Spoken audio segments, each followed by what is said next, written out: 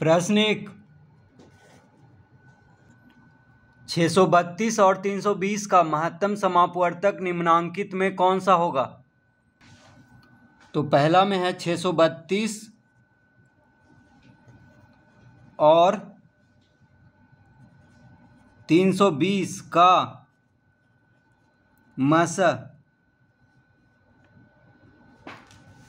महत्तम समापवर्तक को संक्षेप में लिखते हैं।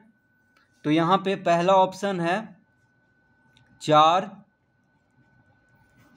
दूसरा ऑप्शन है 2, तीसरा ऑप्शन है 8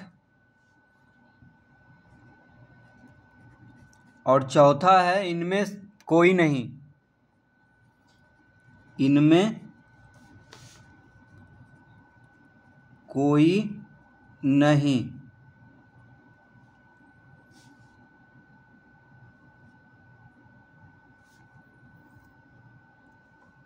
तो 632 और 320 का क्या निकालना है? महत्तम समापवर्तक। तो 4, 2 और 8 इनमें से कौन सा होगा? ये ऑप्शन दिया हुआ है। अब देखिए, महत्तम समापवर्तक क्या होता है? जो सबसे बड़ी संख्या इन दोनों को विभाजित कर सके, यानी सबसे बड़ी संख्या 632 और 320 दोनों को विभाजित कर देगा, वही इन दोनों का मसा होगा। तो देखिए 4, 2 और 8 में सबसे बड़ा कौन है? 8 है। अब हम यहाँ पे 8 से देखेंगे कि 632 विभाजित होता है कि नहीं। तो देखिए 8 सते 56, 8 सते 56 लगाएंगे क्योंकि 63 है। तो 56, 4 60 और 3 63, यानी 7 इधर जाएगा तो 72 हो गया। 8 9 72, यानी 8 से ये कट रहा है, ठीक है। और 8 से ये भी कट रहा है, 8 चौक 32, यानी 8 से 40 बार में ये कट रहा है और ये कट रहा है 79 बार में। तो इसका मतलब 8 हो जाएगा इन दोनों का मसा। तीसरा इसका उत्तर होगा, क्योंकि 8 से दोनों विभाजित हो रहा है। 8 और 8 यहाँ पे सबसे बड़ी संख्या है।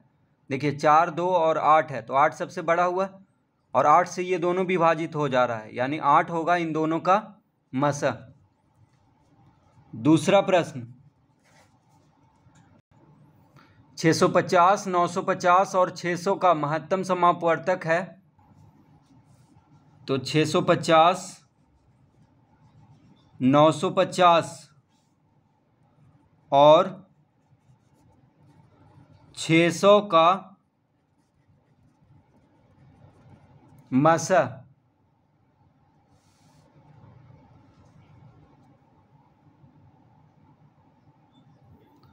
पहला ऑप्शन है 5,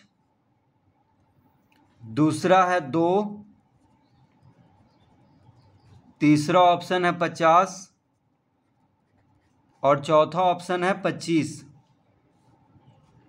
तो 650, 950 और 600 का मसा कह रहा है, ठीक है, यानी महत्तम समापवर्तक।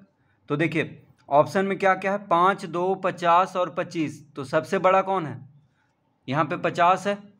तो मसा होता क्या है?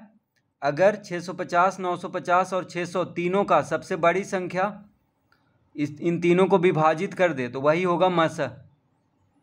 तो देखिए इन सब में सबसे बड़ा 50 है और 50 से 600 भी कटता है, 50 से 950 भी कट जाएगा, 50 से 650 भी कट जाएगा, यानी 50 हो जाएगा इन तीनों का मसा, क्योंकि 50 सबसे बड़ी संख्या है यहाँ पे 4 ऑप्शन में और 50 से इन तीनों विभाजित भी हो जा रहा है, इसलिए 50 होगा मसा।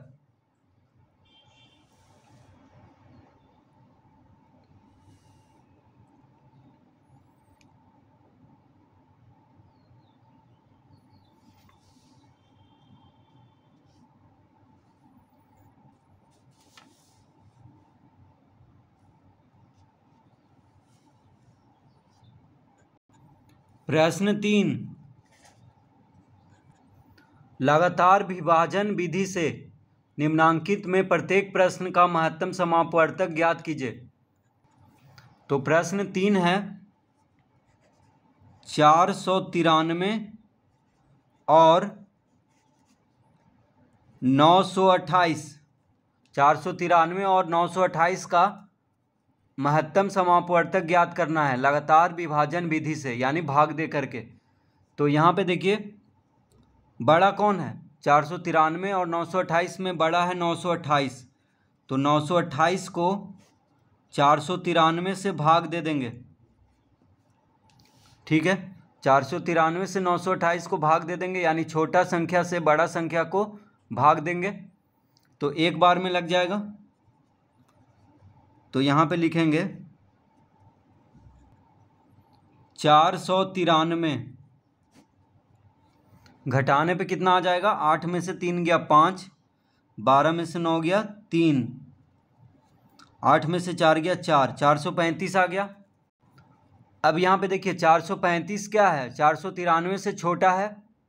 ठीक है, 435 यहाँ पे शेष हो गया, तो अब नहीं लगेगा क्योंकि 493 से छोटा है 435।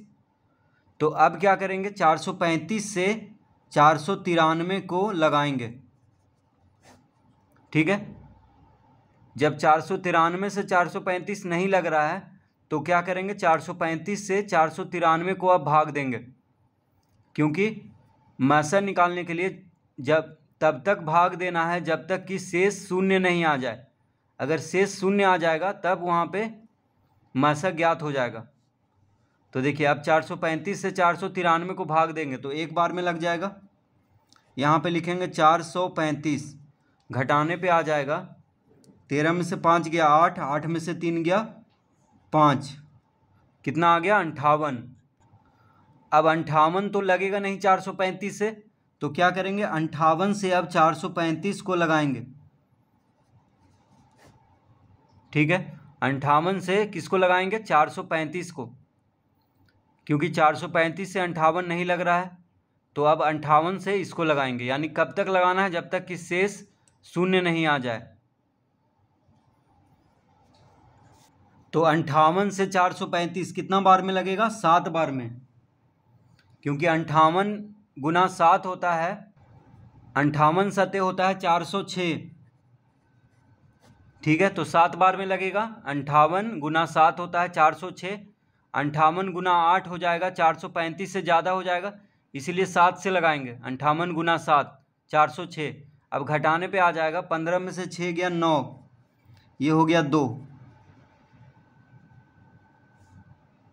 कितना आ गया शेष 29 आ गया। अब 58 से 29 नहीं लगेगा, तो अब क्या करेंगे 29 से 58 को भाग देंगे, तो 29 दूना 58 होता है। शेष कितना आ गया, अब शून्य आ गया। देखिए शेष शून्य आ गया है, तो जब शेष शून्य आ गया इसका मतलब जो अंतिम भाजक है, तो अंतिम भाजक कौन है 29। 29 जो है अंतिम भाजक है, क्योंकि 29 ही शेष को शून्य लाया है, तो अंतिम भाजक हो गया 29, तो 29 हो जाएगा मासा। ठीक है, तो लिखेंगे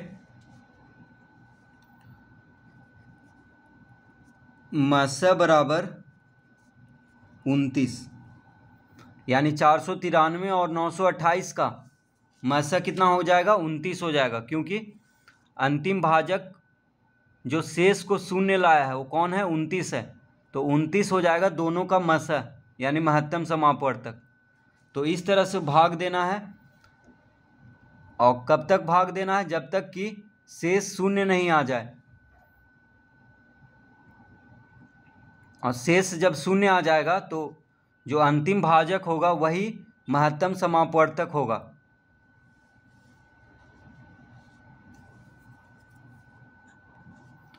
चौथा प्रश्न, 555 और 945, तो 555 और 945 का मासा निकालना है। तो क्या करेंगे 555 से 945 को भाग देंगे, यानी छोटा संख्या से बड़ा संख्या को भाग देंगे, तो एक बार में लग जाएगा। देखिए अब यहाँ पे घटाएंगे, 5 में से 5 गया 0, 14 में से 5 गया 5 में से 5 गया 0, 14 में से 5 गया 9, ये हो गया 8, 8 में से 5 गया 3, तो 390 आ गया शेष। ठीक है। 555 से 390 अब नहीं लगेगा क्योंकि छोटा है, तो अब क्या करेंगे, 390 से 555 को भाग देंगे। 390 से किसको भाग देंगे, 555 को, तो एक बार में लग जाएगा। यहाँ पे लिखेंगे 390।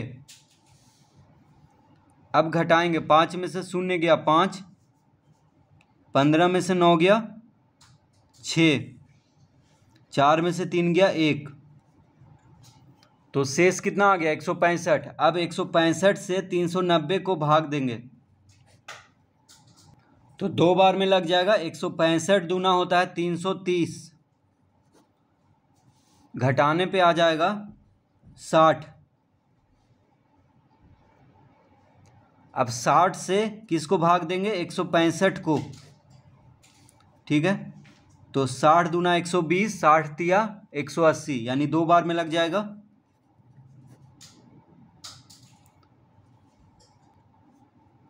तो 165 में से 120 घटाने पे आ जाएगा। 5 में से 0 गया 5, 6 में से 2 गया 4, कितना आ गया 45।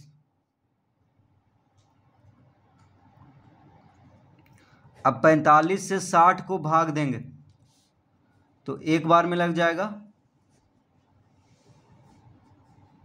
45 गुना 1 45, तो 10 में से 5 गया 5, 5 में से 4 गया 1, कितना आ गया 15। शेष कितना आ गया 15। अब 15 से 45 को भाग देंगे तो 15 तिया 45 होता है। अब देखिए शेष 0 आ गया है, तो अंतिम भाजक कौन है, अंतिम भाजक है 15, यानी मासा क्या होगा, मासा हो जाएगा 15, ठीक है। तो अंतिम भाजक जो शेष को 0 लाया है वह है 15, यानी 555 और 945 का मासा होगा 15 महत्तम समापवर्तक। तो इस तरह से भाग देंगे और जब शेष 0 आ जाएगा तो जो अंतिम भाजक होगा वही इन दोनों का मासा होगा।